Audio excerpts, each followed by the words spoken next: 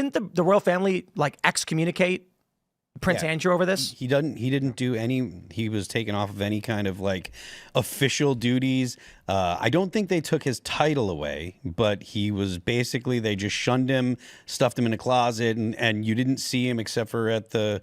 Like, no one had seen him in public doing anything official up until, like, for a long time, up until the Queen passed. They put him in the back room where they put the developmentally disabled royals. They knew what he was doing. So with this guy, this royal family advisor, okay, there's no way they were unaware of what he was doing with Epstein. They knew that he was flying around with Epstein. They knew he was on the island.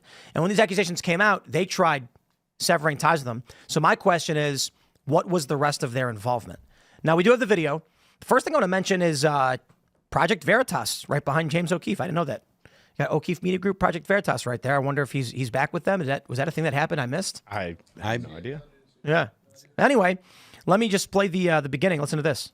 Prince Andrew, he was in the Navy. He was 250 days at sea. He never saw his family. I was really pissed because he lied to me. Lied about Epstein. And then I did a big thing in the Daily Mail saying that I believed Andrew. And then I found out he was lying. I was so pissed. No, that he was f***ing underage girls. That's not cool. John Bryan has been a close confidant to the British royal family for a long time. He worked for Queen Elizabeth II, was, quote, best friends with Princess Diana, and had a long-term intimate relationship with the Duchess of York, Sarah Ferguson. According to Bryan, he practically raised Sarah Ferguson's children, the princesses Beatrice and Eugene. And Bryan said that he maintained a friendship with Ferguson's husband, the Duke of York, Prince Andrew. Tell me like your story. So my story, you want to know my story? What? I don't. We learned enough. So this guy, deep ties to the British royal family. He says he learned this. Here's an honest question. Did he learn this in the loose, abstract sense of he read the news one day and assumed it was true? Or is he saying that the British royal family and everyone he knows, they gave him private information and were like, yes, this is true and correct? I mean, I don't have any kind of... I ain't giving him the benefit of the doubt. I have no idea, honestly. Is this guy on the outs? Like, what? Like, is there No, I don't think possibly he is now. Well, now he is. I was just saying, is there possibly an alternative motivation for this? Like, you know, maybe the royal family didn't do nothing wrong.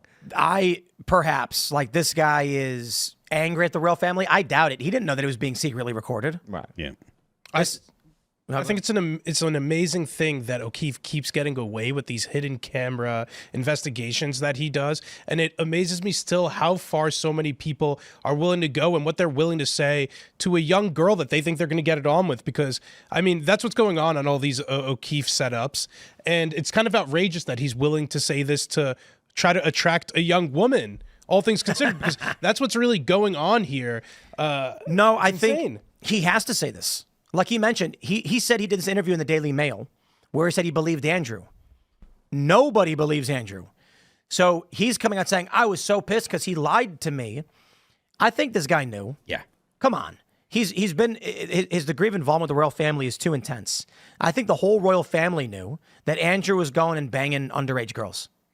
Well, I imagine that not only did they know that they knew, and I wouldn't be surprised if it was not really a surprise, but the problem was that word got out, right? Like royal family, people in positions of high power, like there's debauchery that surrounds them consistently because they can get away with it. And I think that because he was not, discreet enough, that was the actual problem. I was going to say, do you think the British people are going to be angry that he was also hooking up with minors? Like, because they're very into the global warming thing. So like coal miners are persona non grata. No, I think more so you've got a tendency towards the migrant groups that are coming to the UK that are intentionally targeting minors. There's a decent percent of the population of the UK that's probably going to be like, and? Yeah.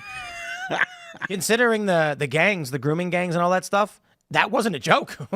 Thanks for checking out this clip from Timcast IRL. Make sure to watch the show live Monday through Friday at 8 p.m. Subscribe to this channel, and we will see you all there.